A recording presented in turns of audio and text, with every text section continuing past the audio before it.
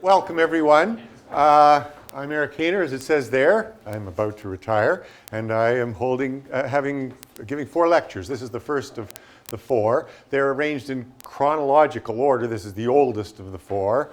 And maybe also in order of weight, let's say. This is a kind of a lightweight talk. It's the last talk that's going to be good. But anyway, so this talk, From Boolean Algebra to Unified Algebra, was prepared for the 150th anniversary of George Boole's famous paper that introduced the world to Boolean algebra.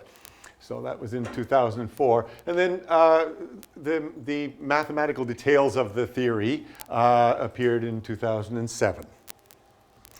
So I really want to talk about why Boolean algebra isn't better known and better used, and how it gets taught. So, and I'm going to be talking quite a bit about just the symbols of Boolean algebra, as well as the way it's taught and the way it's used.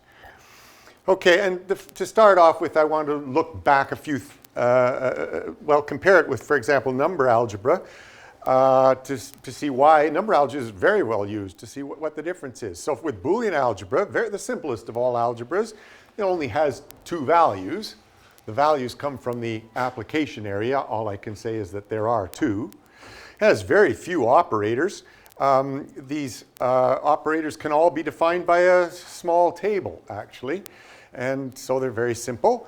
And we learn all about Boolean algebra in university, if at all. Optional subject. Certainly it's not taught university-wide. It has a lot of applications. Here are some. Reasoning, that was an original application in which the world is divided into true statements and false statements. But it even can form a basis for all of mathematics, and the 2 values then would be theorem hood and anti-theorem hood. It's certainly used in circuit design, where the 2 values are high and low voltage. I use it in a course on specification and refinement, in which specifications are either satisfied or not satisfied, so that makes it Boolean. Every programmer uses it in positions that require Boolean expressions. I've even seen a paper or 2 on it in law, where the world is divided up into innocent behavior and guilty behavior, and therefore Boolean value applies. So it applies to anything that comes in 2 kinds, or you can divide it up into 2 kinds. And who uses it? Well, certainly the programmers do, and circuit designers do. But if you walk around out there on the streets and ask people if they ever use Boolean algebra, certainly the answer is going to be no for just about everybody. Now, I want to compare that with number algebra, where the number of values is infinite. The number of operators is infinite and cannot be explained by small tables. In fact, the simplest operation, which is counting, is inductively defined. So that makes it considerably more complicated. And where is it learned? In primary school, and where people learn to add and subtract and so on.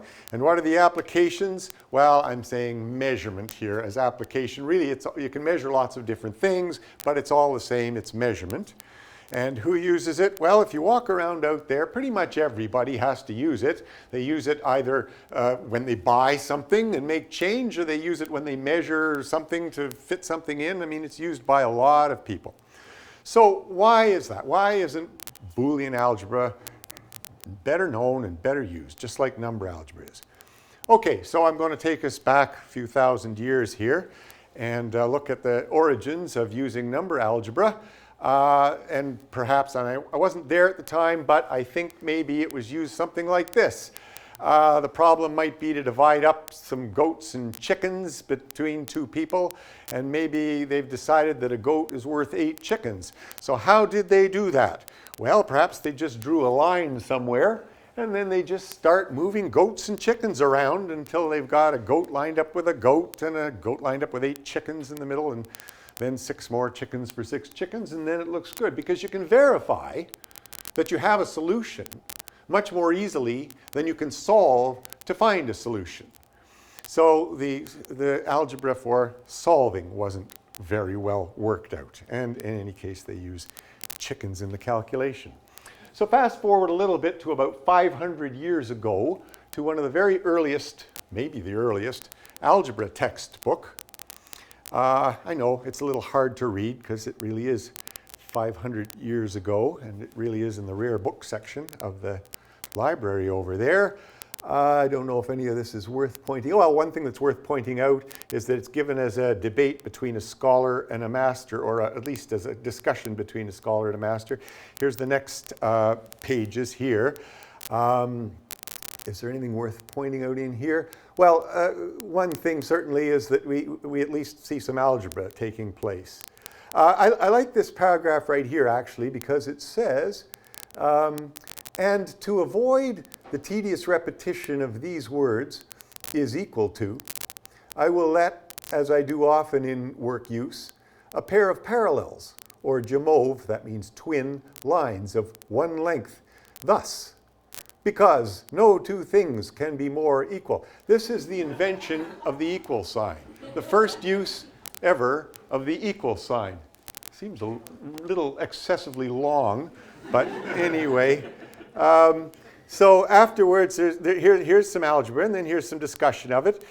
In the first, there appeareth two numbers, that is 14x plus 50. Well, I have this written out a little better here so we can read it. In the first, there appeareth, in fact, I can make that even easier to read. Okay, equal to one number, which is 71y, and so on. If you mark them well, you may see. Okay, wherefore abating the lesser, that is 15y out of both numbers. What's happening here is they want to subtract the same thing from both sides. That's what they want to do. And there's a whole lot of discussion, a lot of words, blah, blah, blah, about why it would be okay to subtract the same thing from both sides of the equation. What's really happening is they're trying to figure out what's sometimes called the transparency law up at the top, or substitution of equals for equals. And they're figuring it out just a little bit at a time. And then a few paragraphs later, they get to work on adding the same thing to the two sides of an equation, and that works out all right too. But to justify everything, they always have to keep it very concrete. Talk about what happens when you do things like that. So here's commutative law being introduced, and to make it easier to read, when the chickens of two gentlemen are counted, we count first the chickens of the gentleman having fewer chickens, and after the chickens of the gentleman, and so on. So first thing that's happened is they've divided it up into a case analysis, which is entirely unnecessary, and they've missed a case, namely when they have the same number of chickens. So they missed that case. And then the associative law, when things to be counted are divided into two parts, and they're trying to talk their way around grouping things one way or grouping them the other way. Okay, so that's sort of the origins of number algebra. Why did they have to go on and on about things?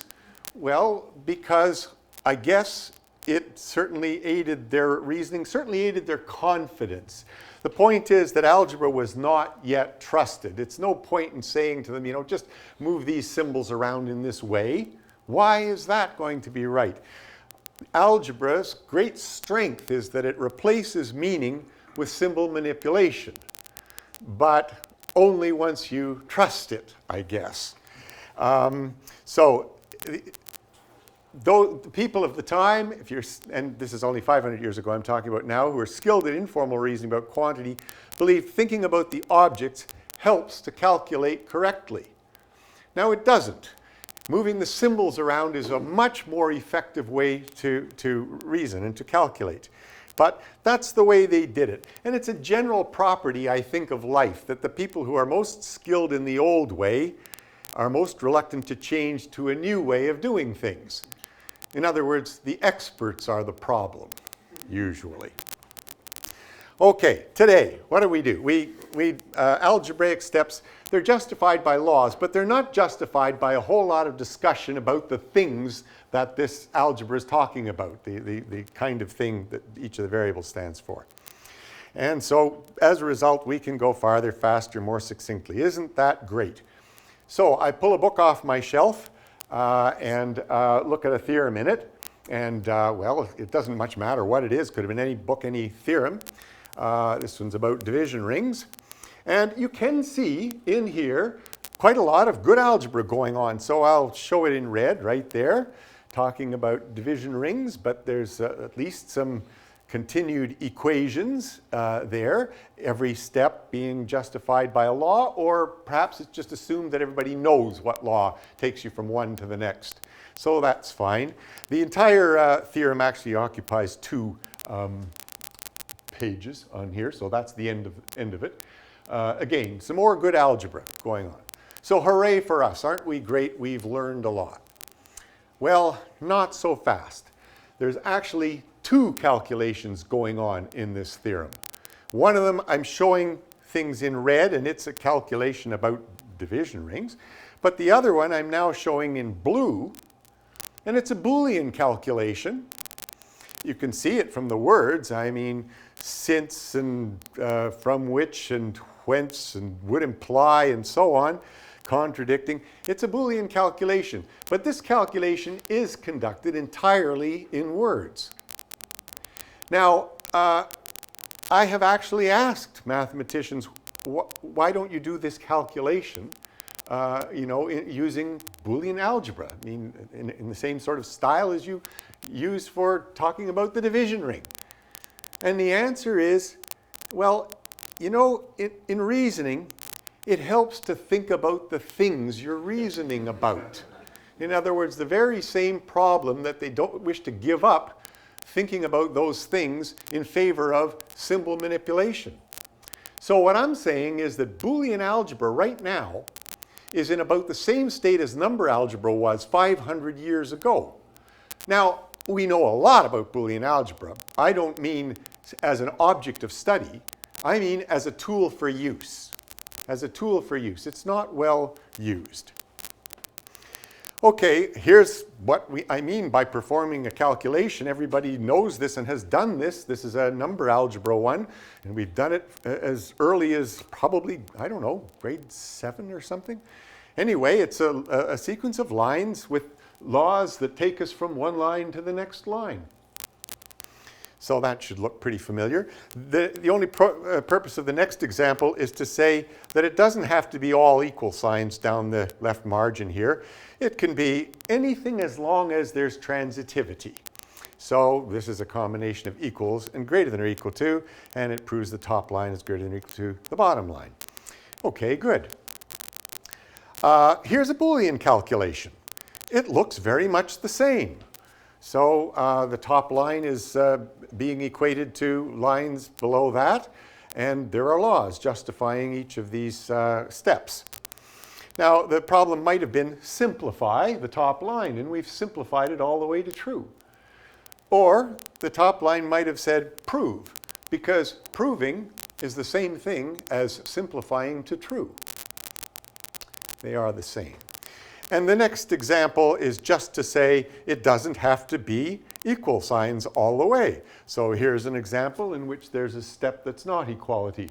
The top line is implied by the next line, which is equivalent to the bottom line. And that, too, is a proof of the top line. Okay. Here is a calculation that's mixed. It's got some number-valued variables in there, but there's still Boolean expressions, and so we usually call this solving simultaneous equations. But when it's written this way, you can actually do the formal reasoning better, because within the same line you have the justification. Here it says use second equation to simplify the first. The justification for this simplification is given right here. So anyway, I've taken it down to, I could have stopped here, but I went one farther just to put a non-equation symbol there. And we find out that 1 and 2 is a solution to the simultaneous equations at the top. All right. Simplifying, proving, solving are all exactly the same thing. They are all just calculation. So when we try to teach these things in school, there's one of the things that makes it difficult is really complicated and unnecessarily complicated terminology. So we're taught that there are terms which have values as distinct from formulas, or propositions or sentences which don't have values but which are true or false. This is what I have seen in plenty of books. So, and there are operators which join the terms and connectives instead to join the formulas. Okay, just to complicate things, terms which have values might be of type Boolean, having value true or false, which is supposed to be completely different from being true or false. And furthermore, sometimes the terminology switches from Boolean expression here to predicate. And you can read why in textbooks that they throw a lot of words at you, but not a lot of algebra at you to justify it. And there's even sometimes 3 different kinds of equal signs here. Again, what's the difference? They swear there's a difference, and they'll tell you about the difference. They'll say blah, blah, blah, blah, blah, words, but algebraically, they are all reflexive, symmetric, transitive, and transparent. Algebraically, they are all the same. So the difference is just somebody's philosophy, I guess. And then there's even really difficult combinations like this, where A and B here might be Boolean variables, and this is disjunction right here. Disjunction, the way the electrical engineers like to write it. But somehow, it turns into a formula at this point, and therefore this disjunction has to be different from the previous disjunction. So you get combinations like that. If I tell students I would like you to prove A equals B, where A is some long expression and B is some long expression, please prove that. Well, they go away and do their best to prove it. Prove that A is equivalent to B. But if I should say prove A exclusive or B, there are always a fair proportion of students that come back and say, prove A exclusive or B what? Prove what about them or it? What am I supposed to do? The problem is they're lacking a verb. In other words, this is pronounced like a verb, is equivalent to. This is pronounced exclusive or, not like a verb. Well, I can help them out. I can say, all right, prove A exclusive or B is equivalent to true. Now they're happy. It's got a verb. Equivalent to true is an identity operation, just like adding 0 or multiplying by 1. Never changes the value of the expression, but it changes the reading of the expression, and that's what apparently they needed to help them out. Or I could have said, prove A is not equivalent to B. That has a verb, and it's absolutely identical to A exclusive or B. It's the same operator, drawn differently. Or I could foul them up a bit more by saying prove A is equivalent to B is not equivalent to B is equivalent to true. Huh? Too many verbs. Can't figure it out in English. So the problem is English reading or English understanding or natural language more generally understanding is a real impediment in the teaching of Boolean algebra. Oh yeah, and down at the bottom there, we even see these in textbooks for programming. While flag equals true. Why not while flag do something? Because it doesn't sound right. But, you know, it's simpler and probably computationally better too.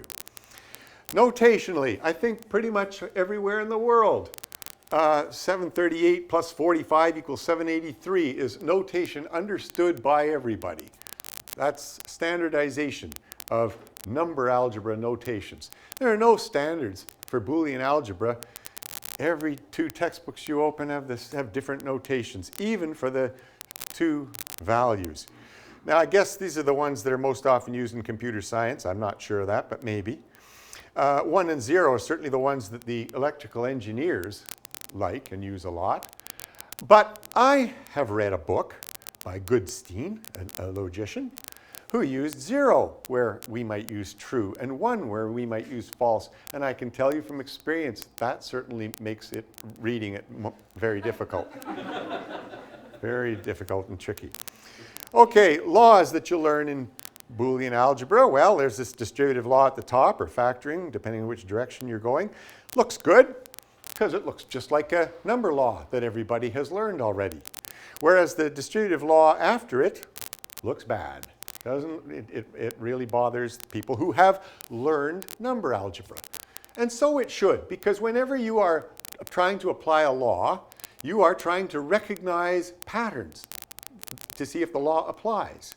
And recognizing patterns certainly depends on your familiarity with those patterns.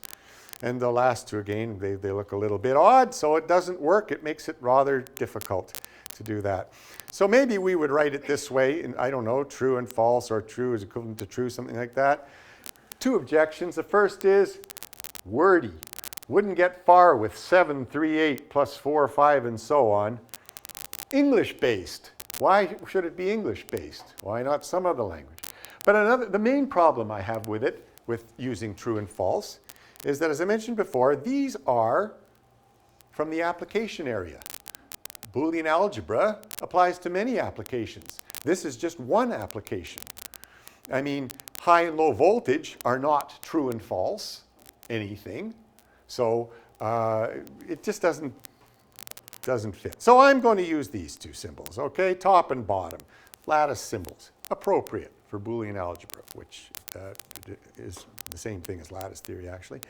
So I think it works well for reasoning, true and false statements, for mathematical proof, theorem and anti-theorem, high and low voltage, or if you like, power and ground. It's fine with me for all these other uses as well. I'm going to use those symbols.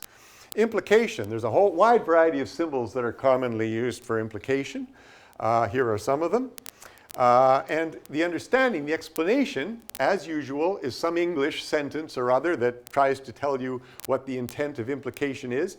And it really runs foul of people's understanding, especially when you get to counterfactuals like this famous one.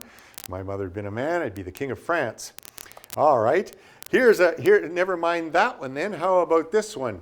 Randy Katz, chair of the department at the time at Berkeley of computer science, in a textbook says, if the garage door is open and the car is running, then the car can be backed out of the garage. It states that the conditions must be true before the car can be backed out. He got it wrong. In a textbook, chair of the department of computer science. So other people get it wrong too. It's really easy to get right. It's just an ordering. Bottom is lower than or equal to top. Well, it's lower than top, but to make it be implication, I said lower than or equal to top. And that's all you need to know about it. It's just an ordering. If you're designing symbols for any algebra, here's some nice design principles. So use symmetric symbols for symmetric operators, asymmetric for asymmetric operators. Why? Because you get lots of laws for free. For example, well, in this case, if you followed this principle, backwards is equivalent. Just write the whole thing backwards, and it's equivalent. Okay. Under that sort of design, here's some examples of good symbols and some examples of badly designed symbols. They don't follow that advice. Here's another bit of advice. Yes, Charlie. In the previous thing, yes. Assuming plus is necessarily commutative? Right. So I intending to say if all of these are, well, following the advice above. So yes, this was supposed to be a commutative plus. There are different ways of making these backwards, right? You are right. You could have written the y backwards. You are absolutely right, and that comes into play in just a moment. Duality says vertically symmetric symbols for self-dual operators and asymmetric for non-self-dual operators. Why? Lots of laws for free. Upside down is negation. Turn it upside down and you negate it. I mean, this makes pattern recognition and law application quite easy. It moves it to visual, to something visual.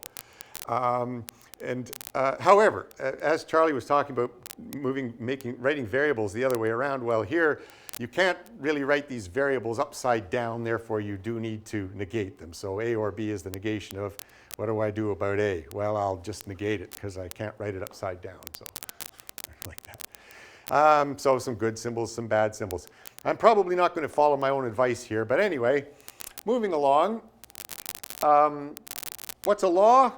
Well, some expression that has variables in it such that whatever values you give to those variables, the expression ends up with value top, or true, if you like.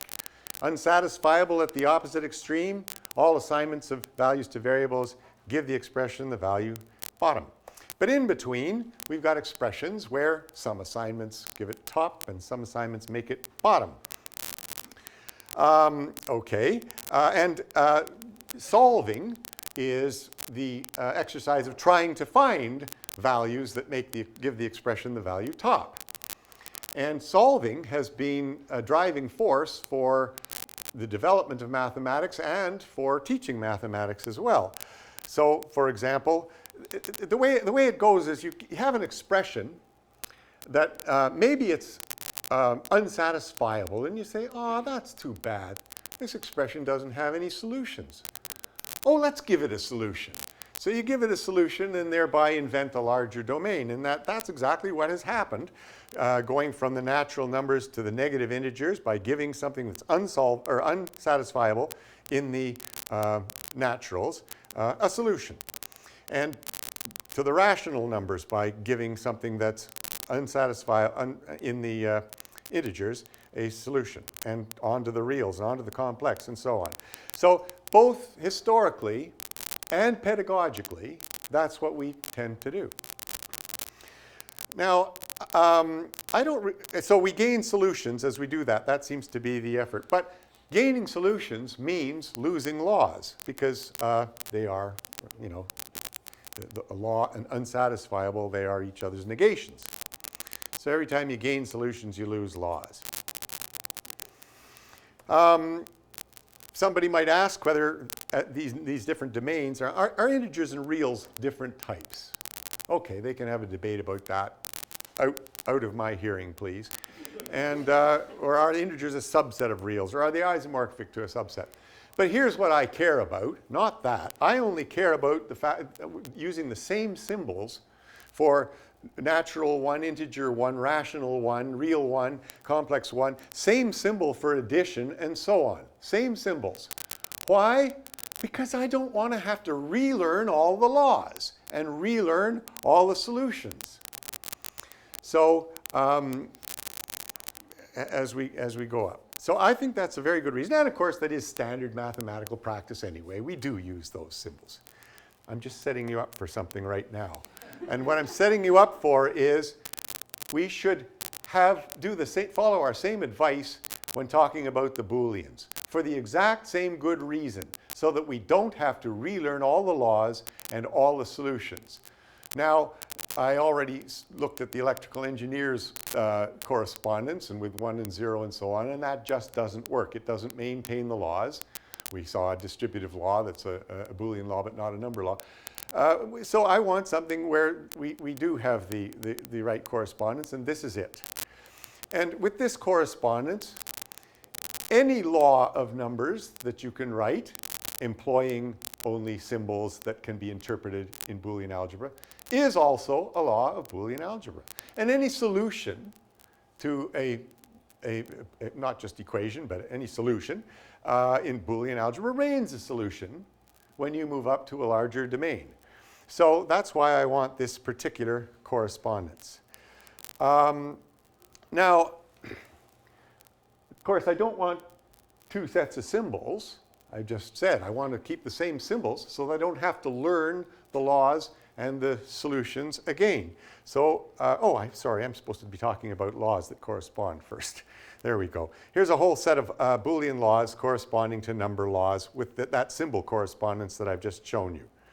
So, for example, if you look at this one here, well, you might have to go to some trouble to explain why false should imply anything, but you won't have to go to any trouble at all to explain why minus infinity is less than or equal to anything. So, I mean, I think the number explanations are not only more familiar, but actually they're a lot more, well, visual and easily explained. So I don't know if there's anything else worth pointing out here, except to say, as I said before, every such number law is a Boolean law, and every solution you can come to with Booleans remains a solution when you increase the domain.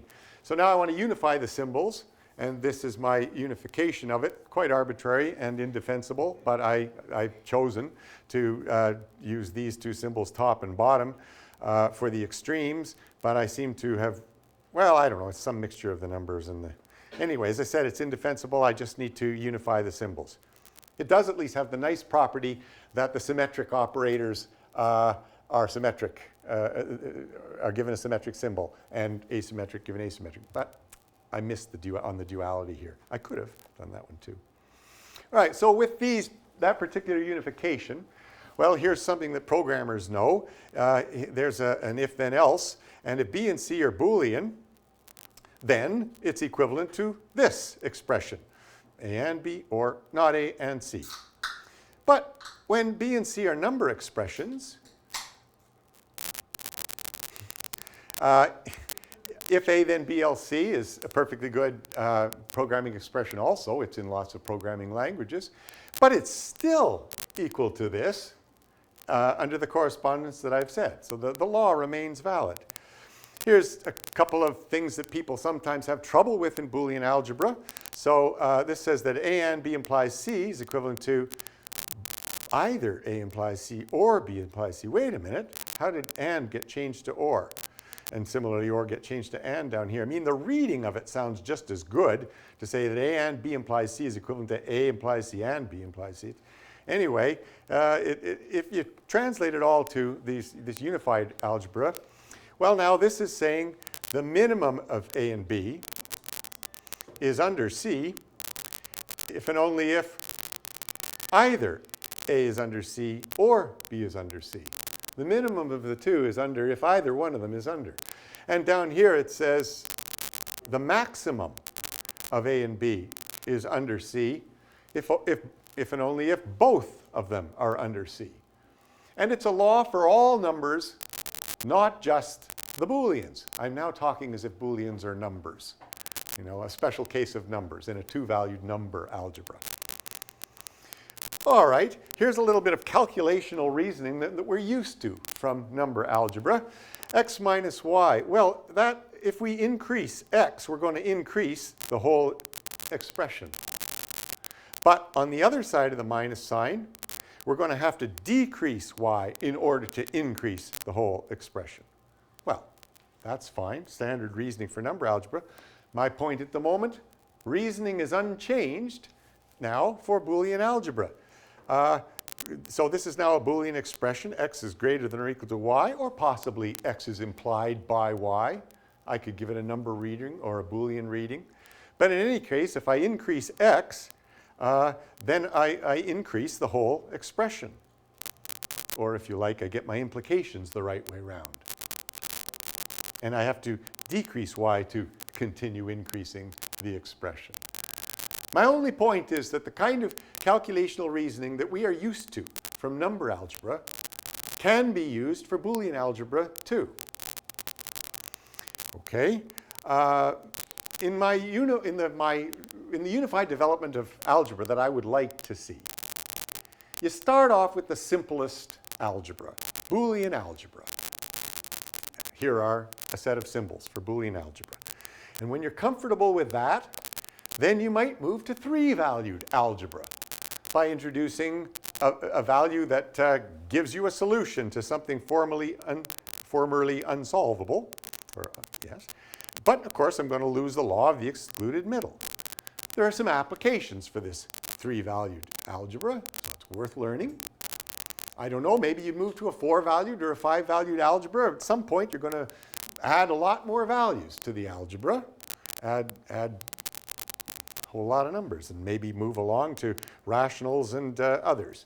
So that's the way I would like to see it go. And you don't switch symbols at each level. You keep the symbols so that the laws remain laws and the solutions remain solutions. It's a smooth, unified development of algebra. Okay, let me move along to functions. So here's a nice story that I learned from Barclay Rosser, actually, who was a student of Church when he gave a talk here at U of T some number of years ago, and I had the privilege of talking with him. He told me that when Church was inventing the lambda calculus, he invented a notation like this one for functions, in which he used a hat notation that he got from Russell and Whitehead's book to show the scope of the variable that's being introduced. So it shows where it went from n being introduced, well, he didn't use nat, he didn't say nat, but anyway, the rest of it. N is being introduced as a variable of type nat, and the overscore, or the hat, shows the scope of variable n.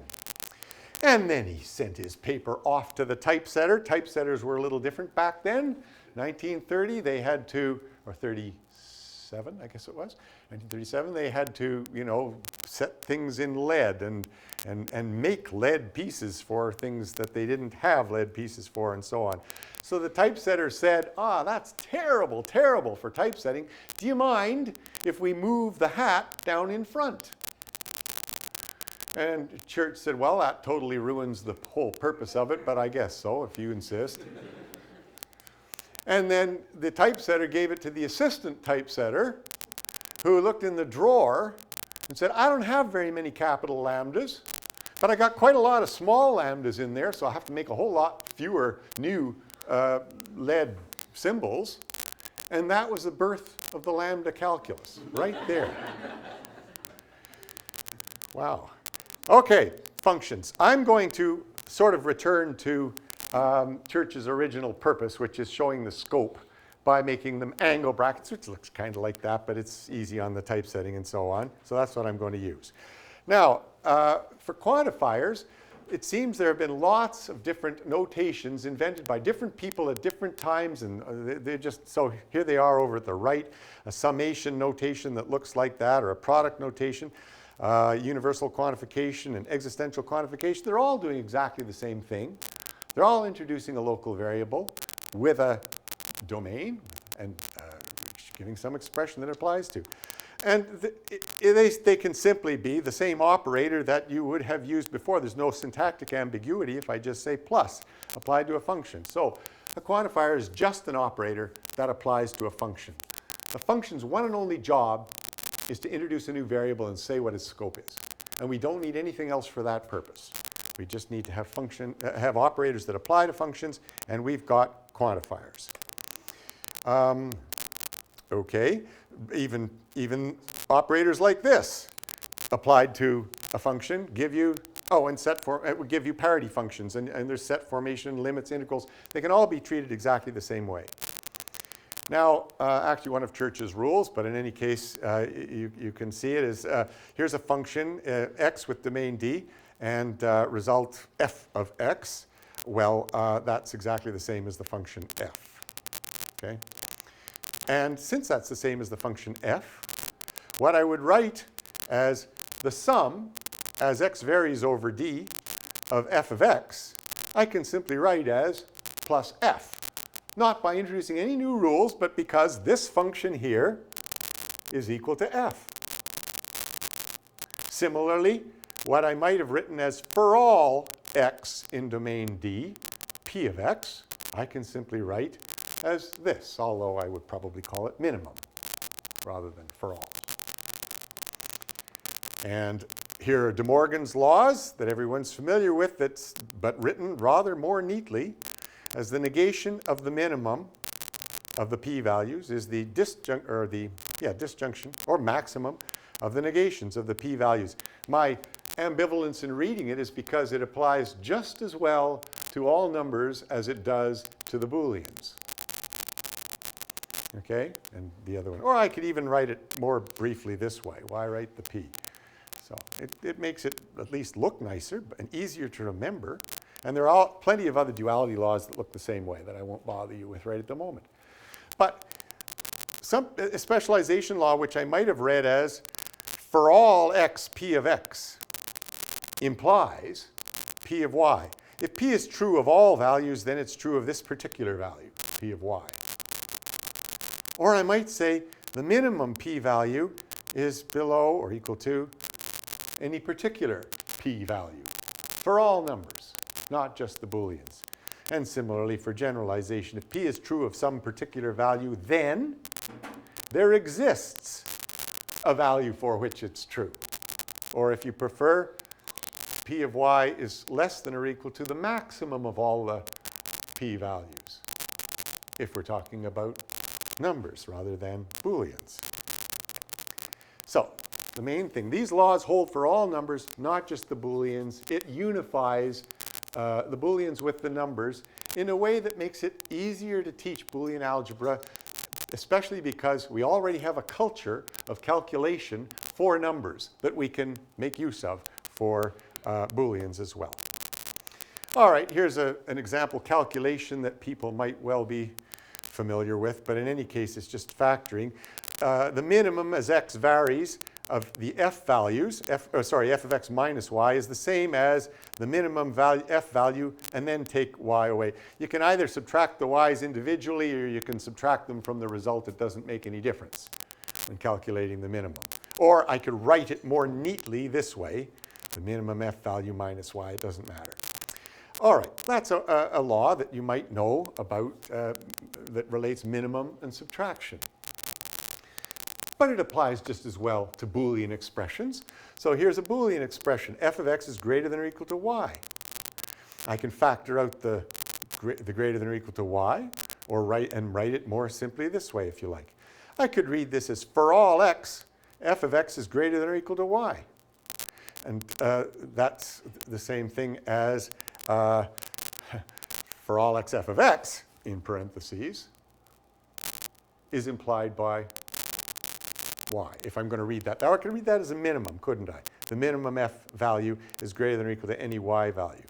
But I guess my point is that what I read up at the top as, well, I could read it as either way. At the bottom, I could read it as either way as also. This could be, is implied by, instead of being greater than or equal to. So, another factoring example, if you factor y minus out of the other side, well, that's going to change the minimum to a maximum, or the for all to an exists, if you prefer. And the same thing when it's Boolean. So if you factor the y greater than or equal to out of the left side, then it changes this to this. It's a few laws you have to know, but as again, I'm trying to say they're the same laws, whether it's Booleans or numbers. So now here's an example that you can try giving somebody and say, please tell me, is that left side equivalent to that right side? For all x and y, p of x implies q of y. Is that the same as there exists an x such that p of x implies for all y, q of y? And watch them try to prove it. Sometimes they begin by dividing into case analysis, like saying, well, all right, let's suppose there is an x such that p of x, all right? And we'll try to prove, using the left side, that for all y, q of y, or something. I mean, case analysis, some kind of reasoning like that. But it's actually much simpler than that. So I'll write the left side in this unified algebra. For all x, for all y, p of x is less than or equal to q of y. And then I'll just do the same reasoning I've just done, showed you on the previous slides. Factor out the p of x from the left, and factor out what is now the minimum q value from the right, and you've got it in 2 lines. But better than that, it's good whether it's Boolean or numbers. I've proven a much more general law than the top line, than this one, which was presented as a problem in Boolean algebra, when it's actually, you're proving something a lot more than that. Okay, here's a nice example. Suppose L is a list of numbers, and we can add up those numbers. And we can divide them by the length of the list. In other words, this is the average value in the list. And it says that the average is less than or equal to the maximum value in the list. Okay, the average is less than or equal to the maximum. Okay, a little bit of algebra, about the same length as I've already been showing. First of all, I put a greater than 1 on both sides. I've done the same thing to both sides, and then I multiply up here by the length of the list, just to tidy that up a little bit, and distribute the -1 in here. And what have I got? I've got, if the total number of pigeons is greater than the number of places to put them, then, that's if-then right there, there exists a place that has more than 1 pigeon in it. All right? 2 lines of algebra that go from saying the average is less than the maximum to saying pigeonhole principle.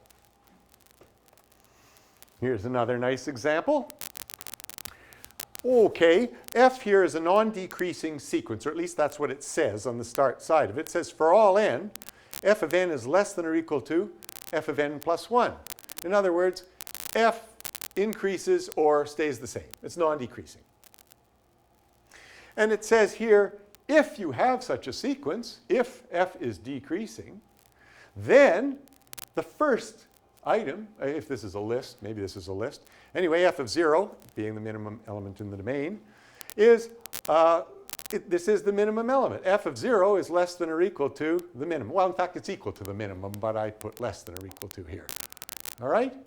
It says in a non-decreasing sequence, the first item is the minimum.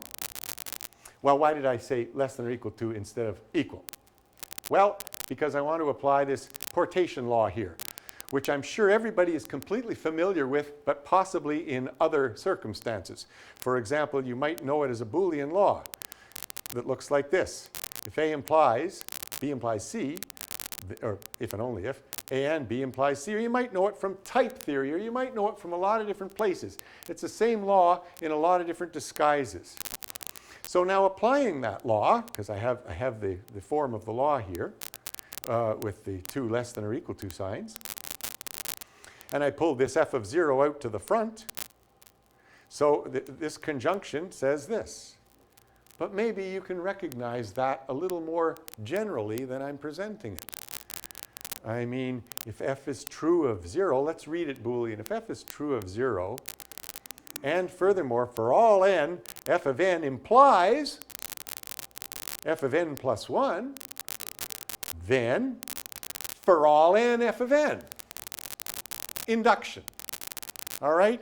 In one line, in one step, I went from saying the minimum value of the function, which over the naturals, I guess, is the smallest, to saying induction. Vasos. This brings me to in order to make this unified algebra work, you have to throw in two numbers that Yes. I don't ordinarily think of numbers. Right. As numbers. True. So what does this do to this induction principle?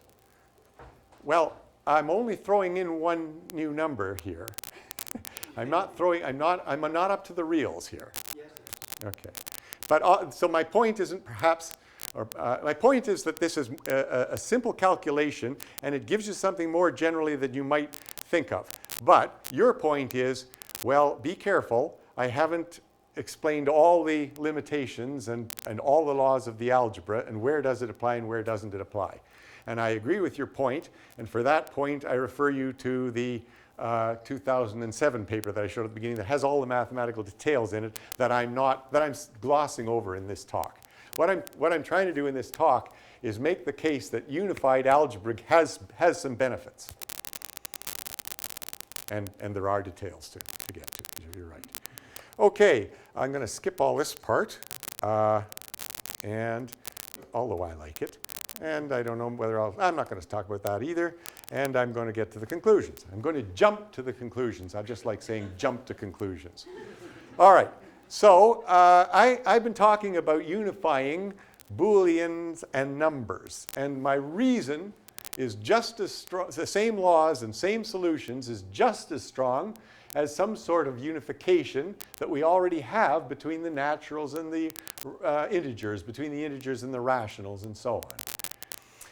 I also am interested in unifying, and have done so, and it's in that paper that I keep referring to, unified values and types, so that we don't have duplication of type level operators and value level operators, or type level laws and value level laws.